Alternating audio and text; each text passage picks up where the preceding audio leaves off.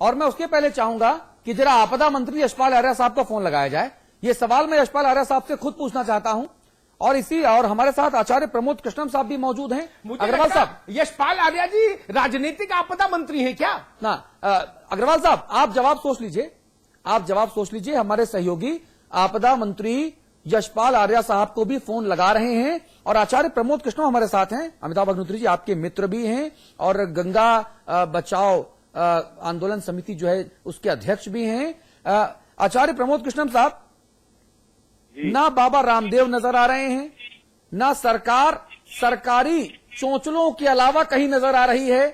लोग वो मुनाफाखोरी कर रहे हैं, कालाबाजारी कर रहे हैं। आम जनता बाबा केदारनाथ के दर्शन करने देवभूमि उत्तराखंड गई थी। आम जनता की लाशों पर खड़े होकर सियासत भी हो रही है और मुनाफाखोरी भी हो रही है। ये देवभूमि का हाल है।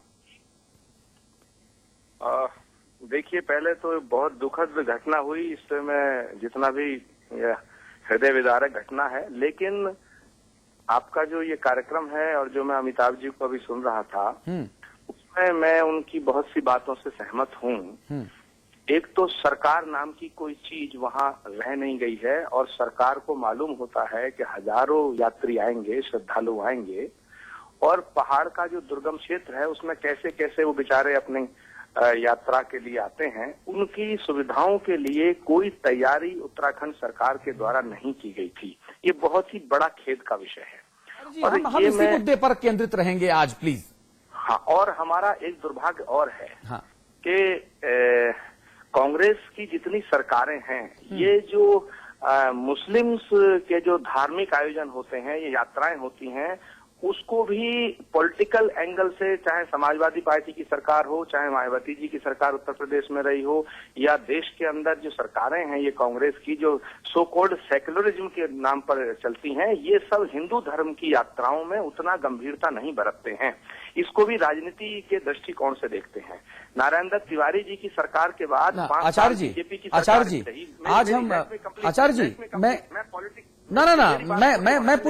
मैं आपसे पूरी विनम्रता से एक ही चीज कह रहा हूं कि आज कोई भी राजनीतिक दल हो, कोई भी व्यवस्था हो, कोई भी सिस्टम हो, वो मौत पर मुनाफाखोरी को अगर इजाजत देता है तो वो सिस्टम को छिन्न भिन्न कर देना चाहिए, उस सिस्टम को तार तार कर देना चाहिए। आज हमारा एजेंडा सिर्फ इतना है। ठीक है, मैं इस पर यह कहना चाह रहा हूं कि एक तो तैयारियां जो हैं सरकार की तरफ से, जब पहले से घोषित है कि केदारनाथ का द्वार कब खुलेगा, कपाट खुलेगा, बद्रीनाथ जी का कब खुलेगा, गंगोत्री का कब खुलेगा, तो सरकार को पहले से प्रिपेयर होना चाहिए। दूसरा, वहाँ सड़कों का बुरा हाल है जिसमें आचार्य जी का कोई हिडन एजेंडा नजर आ रहा है। नहीं, एजेंडा हम लोगों के कुछ नहीं है, लेकिन सवाल नहीं आचार्य जी, मैं फिर नमन कर रहा हूँ, 1001 बार नमन करता हूँ। ये आपका हिडन एजेंडा है। आप आचार्य जी कोई और चलिए आचार्य जी, चर्चा का वक्त हमारे पास कम पड़ रहा है। काफी देर से हम आपका फोन ट्राई कर रहे थे। अनफॉर्चुनेटली नारायण दत्त तिवारी जी की सरकार के बाद कृष्णम जी, बीजेपी की सरकार रही, वहाँ प्रमोद जी, मैं माफी चाहता हूँ आपसे। काफी देर से हम आपका फोन ट्राई कर रहे थे। अनफॉर्चुनेटली फोन बहुत देर बाद लग पाया, इसलिए हम आपसे बहुत लंबी चर्चा कर पाने में असमर्थता जता रहे हैं। आगे आने वाले बुलेटिन में आपसे लंबी चर्चा करेंगे। बहुत बहुत धन्यवाद आचार्य प्रमोद कृष्णम साहब, बहुत बहुत शुक्रिया आपका।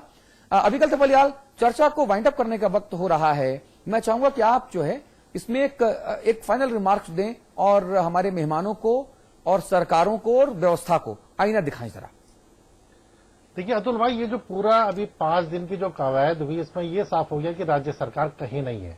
डीएम कहाँ काम कर रहे हैं, एसडीएम कहाँ काम कर रहे हैं, तहसीलदार कहाँ है, इनके जो खंड विकास अधिकारी होते हैं। थोड़ा सा एड ऑन करूंगा आपकी बात में।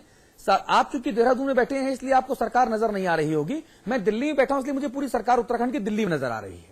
आप कह रहे हैं सरकार कहीं नहीं है, मुझे सरकार दिल्ली में नजर आ रही है। और उत्तराखंड की और उत्तराखंड की यही सबसे बड़ी विडंबना है, यही सबसे बड़ी त्रासदी है। पिछले वर्ष आपदा आई थी तो मुझे सरकार ओलंपिक में गोल्ड मेडल का जुगाड़ करती नजर आई थी, और आज ये वाली भी सरकार 22 तारीख से दौरे पर जाती नजर आती अगर आपदा पहले ना आ जाती। अब आप कंटिन्यू कीजिए।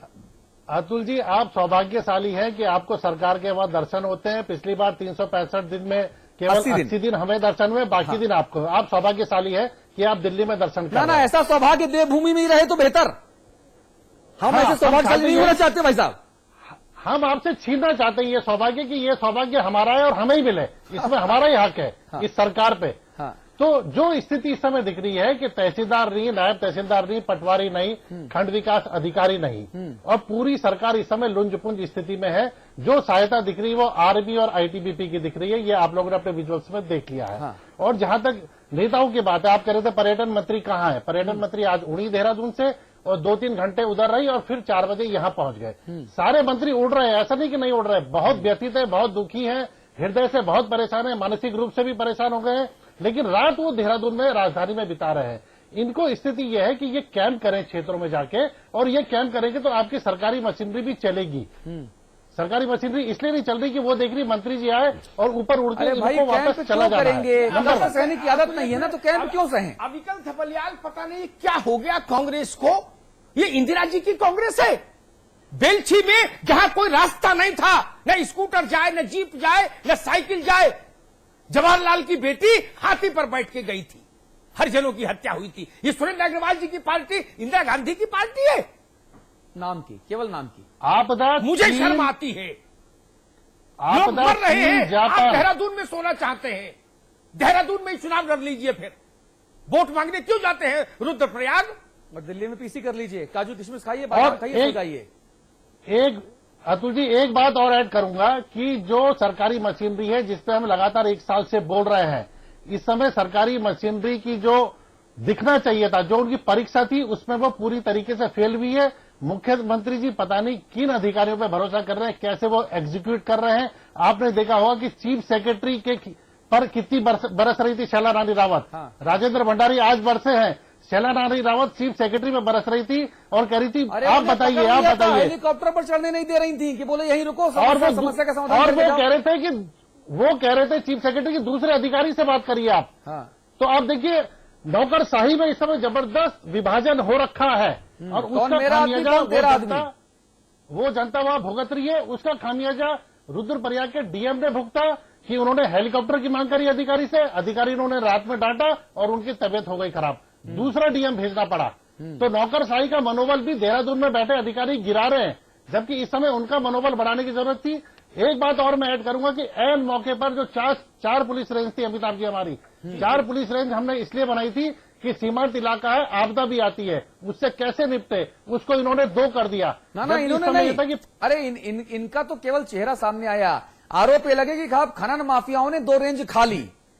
जी, जो भी बड़ा कारण रहा हो, जो भी पर्दे के पीछे कारण रहा हो, उसके कारण 2 कर दी। अगर ये 4 रहती तो पुलिस कर्मी भी हमारे इस समय उत्साहित होते, उनको भी एक दिशा देने वाला होता।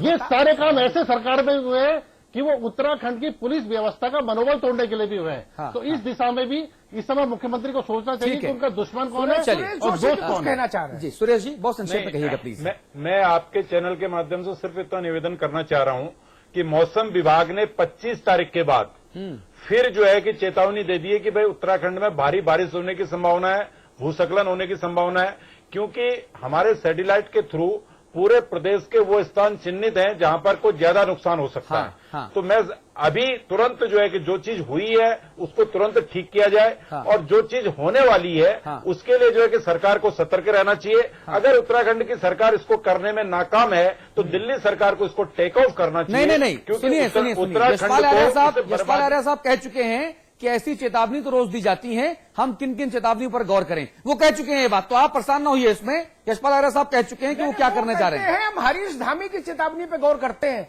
मौसम विभाग की नहीं। और मुख्यमंत्री जी हरीश रावत जी की चेतावनी पर। और दूसरी बात मैं आपके संज्ञान में लाना चाहता हूं कि जो केदारनाथ जी की घटना हुई है, उस घटना के पीछे जो बड़ा कारण ये रहा, जो ज्यादा क्राउड वहां पर हो गया था, क्योंकि वहां के जो मंदिर कमेटी थी उसने स्ट्राइक कर दी थी, और स्ट्राइक इस बात के लिए की थी कि हेलीकॉप्टर नहीं उड़ने चाहिए, यहाँ रोड बननी चाहिए, इसको लेकर के स्ट्राइक की थी। और प्रशासन ने कोई वार्ता करना भी उसके लिए संभव नहीं समझा, जिस कारण 2 दिन से श्रद्धालु बहुत बड़ी मात्रा में वहां पर एकत्रित हो गए थे। अगर वो शायद प्रशासन नीचे उनको रोक लिया होता तो आज इतनी बड़ी घटना दुर्घटना नहीं होती। अग्रवाल साहब फाइनल कमेंट। अग्रवाल साहब फाइनल कमेंट। मुख्यमंत्री जी गंभीर हैं, सरकार संज्ञान लेगी, इसके अलावा कुछ? अतुल जी, ये मुख्यमंत्री से वार्ता करेंगे आप, मुझे लगता है। अतुल जी, पानी परात को हाथ छुएनी, नैनन के जल सो पग ढोए। मैं इन भावनाओं के साथ अपनी बात व्यक्त कर रहा हूं कि मैं मुंह से क्या कहूं, मैं नैनन के जल से आपके पग धो रहा हूं। इसका भावार्थ मैं समझता हूं अच्छी तरह आप तक पहुंच रहा होगा, मेरी भावनाएं आप समझने का प्रयास करें। भाई साहब, मैं जब आपसे बात करता हूं तब मैं दिल को बहुत समझाता हूं कि मैं आपसे तल्ख शब्दों का इस्तेमाल ना करूंगा, लेकिन मन नहीं मानता।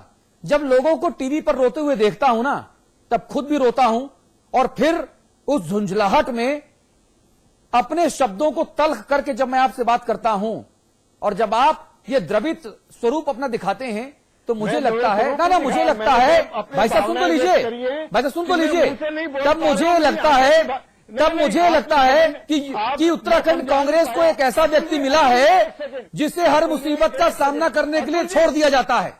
अतुल जी, एक सेकंड, मैंने सिर्फ इतना व्यक्त किया कि मैं मुंह से नहीं बोल पा रहा हूं, मेरी आंखों से मैं जो कह रहा हूं वो समझने का प्रयास करें। मैं समझ रहा हूं, सिर्फ इतना बोला आपको। अग्रवाल साहब, मैं साधुवाद देते हुए समझ रहा हूं। और अग्रवाल साहब, इसीलिए मैं कहता हूं कि उत्तराखंड कांग्रेस के पास सुरेंद्र अग्रवाल नाम का एक ऐसा व्यक्ति है जिसे हर मुसीबत में, हर फ्लड में, हर आपदा में आगे ठोक दो मीडिया कैमरों के सामने और दिल्ली में बैठ के काजू किशमिश मलाई बादाम खाओ।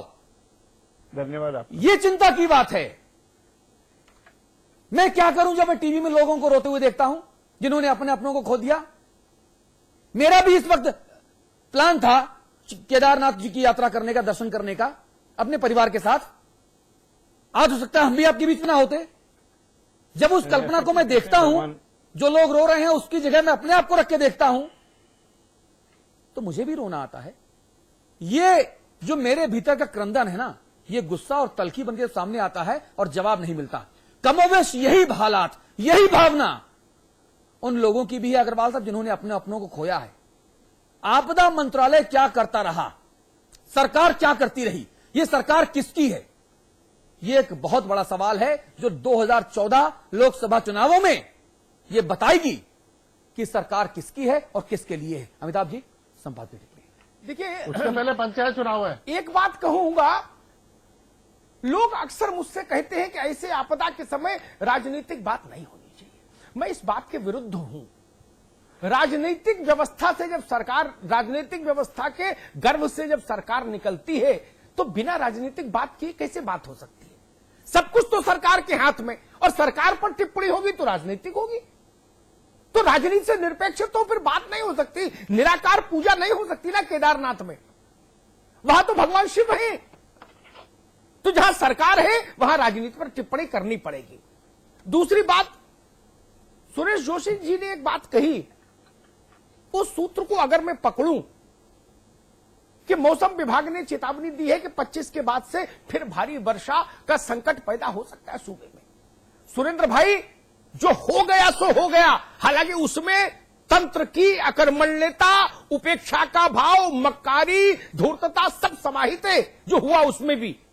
इसका मैंने बताया क्योंकि उत्तर मुझे 3 दिन से कोई नेता मंत्री दे नहीं पा रहा कि मॉक ड्रिल क्यों नहीं हुई, पैसा कहां गया, कोई उत्तर नहीं दे पा रहा, कोई उत्तर नहीं। अगर पूरी और आलू की सब्जी प्रणब पांड्या भिजवा रहे हैं तो वो जो आपदा का पैसा है वो कहां जा रहा है, यही तो सवाल है। खैर छोड़िए, ये आज नहीं पूछूंगा, ये आज पूछना ठीक नहीं, बाद में हिसाब करेंगे अपन कागज लेकर। लेकिन ये सवाल, ये तो भरोसा दीजिए कि अब जो हो गया था, हम नींद में थे, अब जाग गए हैं।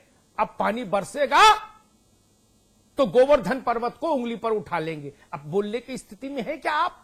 आपसे मतलब सुरेंद्र अग्रवाल नहीं, क्या वो स्थिति है कि उत्तराखंड के लोगों को आप आश्वस्त कर सके कि निश्चिंत रहिए, आपकी रक्षा और सुरक्षा के लिए हम हैं, हम गोवर्धन पर्वत को उंगली पर उठाएंगे, ऐसा कहने की स्थिति में है?